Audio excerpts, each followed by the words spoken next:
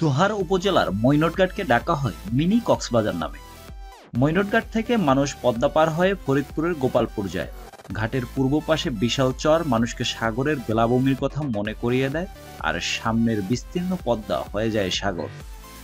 আর চাইলে এখান থেকে নৌকায় করে পদ্মা নদীতে ঘুরে বেড়ানো যায়, কিংবা পার ধরে হাঁটা যায় ইচ্ছা মতো। আজকের ভিডিওতে আমরা এই মৈনটঘাট সম্পর্কে বিস্তারিত আলোচনা করব। তো আর দেরি কেন, চলুন শুরু করি। তবে হ্যাঁ, শুরু করার আগে আপনি যদি আমাদের চ্যানেলে নতুন হয়ে থাকেন তাহলে এখনই সাবস্ক্রাইব করে বেল বাটনটি ক্লিক করুন, কারণ তা না হলে এই রকমের ইন্টারেস্টিং সব ভিডিও আপনার হাতছাড়া হয়ে যাবে। ঢাকার খুব কাছাকাছি হওয়ায় মাত্র 2 ঘন্টার মধ্যেই আপনি মিনি কক্সবাজারে যেতে পারবেন, আর খরচও হবে খুব কম। একদিনের ডেলং ট্যুরে মৈনটঘাট ভ্রমণে গিয়ে সারাদিন ঘুরে আবার সন্ধ্যায় ঢাকায় ফিরে আসতে পারবেন খুব সহজেই।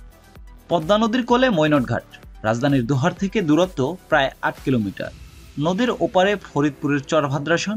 ঢাকার গুলিস্তান থেকে সরাসরি ঘাট পর্যন্ত বাস চলাচল করে। অন্যান্য সময়ের চেয়ে ছুটির দিনে খুব দ্রুত পৌঁছানো যায় মৈনটঘাটে। সেখানে গেলে আপনার কক্সবাজারের মতো মনে হবে, শুধু পাহাড়ের অভাব। ঘাটে সাজানো আছে সারি সারি বাহারি রঙের ছাতা, সেখানে হেলানো চেয়ার সাজানো আছে। দূরে তাকালে পদ্মার উত্তাল ঢেউ আপনাকে সমুদ্রের কথা মনে করিয়ে দেবে। দেখতে পাবেন বড় বড় নৌকা, ছুটে চলা স্পিডবোট। বর্তমানে বেশ জনপ্রিয় হয়ে উঠছে এই মিনি কক্সবাজার। ঘাটের কাছাকাছি দুপাশে হোটেলের সারি, সেখানে চাইলে দুপুরের খাবার খেতে পারবেন খুব কম খরচে। ইলিশ 60 থেকে 90 টাকা। বড় সাইজের ইলিশ খেতে চাইলে আগেই অর্ডার দিতে হবে। এছাড়াও বোয়াল 80 থেকে 100 টাকা, চিংড়ি 60 থেকে 80 টাকা, ভাত 20 টাকা প্লেট। সেখান থেকে অবশ্যই মিষ্টি খেয়ে আসবে। নিরঞ্জন মিষ্টান্ন ভান্ডার, মুসলিম সুইটস, রঞ্জিত মিষ্টান্ন ভান্ডার সহ কিছু মিষ্টির দোকান আছে সেখানে। চমচম ও কালোজাম 160 টাকা কেজি। মৈনটঘাটে কম বেশি সবাই স্পিড বোর্ডে চড়ে পদ্মার বুকে ঘুরে বেড়ান। এক্ষেত্রে একটি মাঝারি সাইজের ট্রলার প্রতি ঘন্টার জন্য 300 থেকে 500 টাকা পর্যন্ত ভাড়া নিতে পারে। সূর্যাস্তের সময় মনোমুগ্ধকর দৃশ্যের সাক্ষী হবেন আপনি। মৈনটঘাট যাবার উপায়: ঢাকার গুলিস্তান গোলাপশাহ মাজারের সামনে দিয়ে দোহারগামী অনেক বাস যায়, তবে সব বাস দোহারের মৈনটঘাট পর্যন্ত যায় না। শুধুমাত্র যমুনা ডিলাক্স পরিবহনের বাসে করেও দোহারের মৈনটঘাট পর্যন্ত যাওয়া যায়। তাই নিশ্চিত হয়ে বাসে ওঠার আগে জেনে নিন বাসটি ঠিক মৈনটঘাট যাবে কিনা।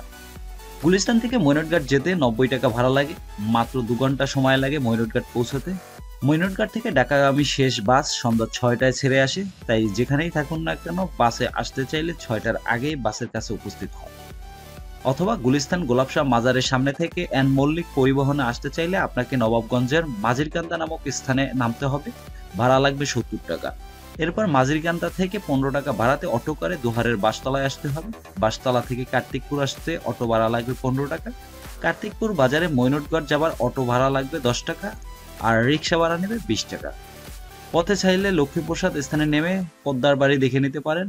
এছাড়া জজবাড়ি, উকিলবাড়ি, কোকিলপাড়ি দালান, আন্দারকোঠা ইত্যাদি দর্শনীয় স্থানগুলো ঘুরে দেখে যেতে আপনাকে মাঝিরকান্দার আগে কলাকোপা নামক স্থানে নামতে হবে।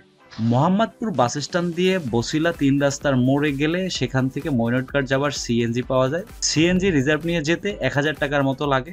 দরাদরি করলে কম টাকায় সিএনজি পাওয়া যেতে পারে, আর এক সিএনজিতে 4 জন বসা যায়।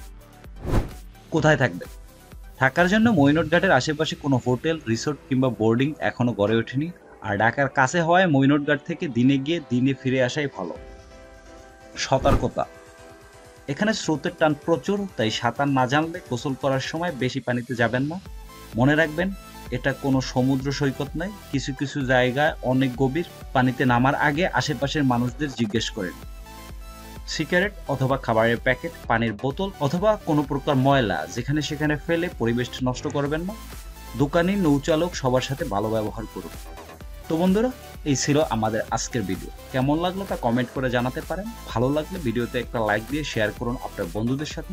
দেখা হবে পরবর্তী ভিডিওতে। এতক্ষণ সাথে থাকার জন্য ধন্যবাদ।